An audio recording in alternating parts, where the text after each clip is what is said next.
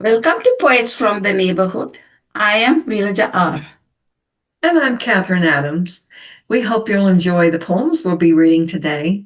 Poems written by your friends and neighbors. The Dark, written by Phillip M. Mathis. It's published in Time and Tradition, a poetry anthology. To know the dark, eternal dark, is to know endless shadow, light in its grave, the nature of death. To know the dark is to know the world without curve or angle, without shape, without art or beauty. To know the dark is to know emptiness, the world without apparent object or motion, the world without time. To know the dark is to know the world without horizon, unbounded and infinite, without edge or end. To know the dark is to know vastness, filled with nothingness, waiting in a timeless world for the advent of light. Existential Garden Mind, written by A.B. Hoskins. All things coexisted, with and without meaning, making vision surreal. Iris angels bloom sweetly, then curl to wet fists for me to clip. Robin bathing in the bird bath, with joyful insertions into water, splashes with wings for a while. I remember gardens, not of this life's memory, but DNA, lush, soft greens, hiding lost lovers, mysteries. A million parables fill our holy texts. But who is learning? How do we call out systemic thoughts that ultimately hurt others? In the spring garden where life bursts forth, seemingly out of nowhere, angels all. Now death has come, we put aside for compost, rebirth. Mainways clogged now, souped up cars pause at the crossroads, revving, screeching off down the side streets. Fascinated with all things smooth, my teeth, skin, fingernails, Rainer Merry Rilke and his whiskers. Charcoal clouds, heavy rain eases, sky to earth, relief, release. Blue cup of tea in your memory. All the world moves slowly as a snail, yet also races with spinning minute hand. The garden of the mind, I begin to understand. Next poem, Look Who You've Become, by Carrie A. Graesik. We stumble on our journey and walk both sides of the line, question all the answers, and waste a lot of time. Then we look into the mirror and wonder what we see. Is the person looking back at us who we really want to be? Our thoughts begin to race as we calculate the past, remembering choices made and where our eyes were cast.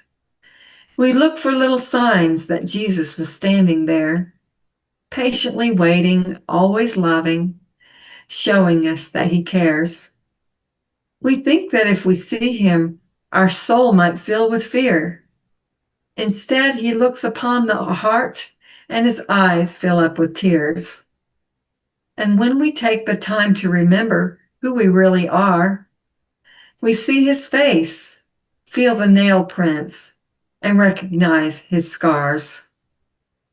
We were never really alone in the darkest days of our lives.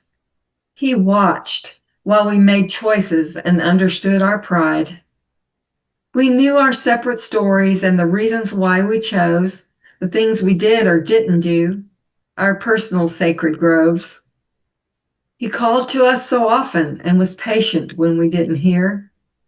The love he has for each of us is constant and it's near. He has seen the paths we've trod, the rights and all the wrongs, held our hand, caressed our face, assured us we belong. We knew our heart. He knew our heart, knew our name, and knew just what to say. Fought for us in things that hurt and hurt us when we prayed. When we thought that no one cared, no one heard our voice, he spoke to us in a tiny whisper, then let us make our choice. And when we felt that we were ready with the smallest bit of faith, he heard our cries, wiped our tears, and offered us more grace. He let us feel the things we couldn't bear and died so we could live. He simply asks us to follow him in the things we do and give. So we let him see inside of us, so unaware of what he knows. His eyes, they pierce our heart. His smile warms our soul.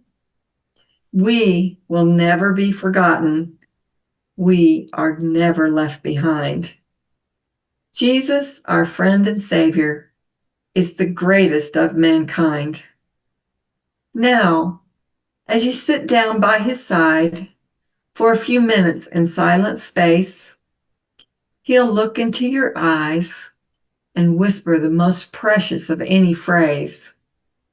Well done, my faithful and good friend.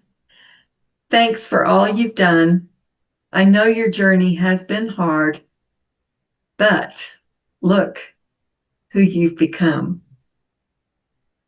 From the Catalogue of Books Not Likely to be Published in Our Lifetime by Rick Hiles.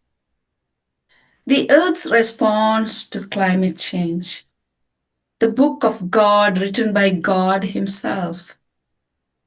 Or was it herself, themselves, no self, all selves?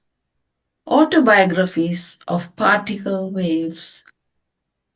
Black hole tell-alls, user guides to the end of empire, the imploding universe, love. Manifestos of cancer cells, autobiographies of heartbreak, interviews with the next plague. Confessions of oil spills, how-to guides for fixing man-made disasters, yearly reviews of our progress transcribed by fire, then water, carried off by wind, taking root in earth. Almanacs revealing how we survived and why, or how we didn't and where we went wrong. Global Fears Last for Years by Franchesa Kirkpatrick. Global fears last for years. Mother Earth sheds tears. Flooding around the globe. Global fears last for years. Mother Earth cheers. Healing pollution with time. Global fears last for years. Mother Earth is pleased. Seasons bring bounty for the people. Global fears last for years. Mother Earth has to sleep. People start to weep. Global fears last for years. Mother Earth hears. We stand together even when far apart. Global years overcome fears. Mother Earth sings and balance is restored. There is God, written by me, VeerajaR. There is strength in tenderness. There is strength in sheltering. There are weaker souls than us to save. There's a need to light the fire of faith. There's ample love to go around. There's enough grace to shelter all. There's a God who touches all. There's a God who hears your cry. There's no smooth path in sight for me. There's only thorns and rocks pricking me. There's any way through all the troubles. There's His voice in migrant mallards. There's His grace in hummingbird flight. There's faith in monarchs crossing feet. There's no smooth path even for God. There's strength in even the tender buds. There's grace in every drop of rain. There's strength in every ray of the sun. There's God in you when you exclaim. There's beauty and grace everywhere. Thank you for watching Poets from the Neighborhood. We hope you'll join us again soon.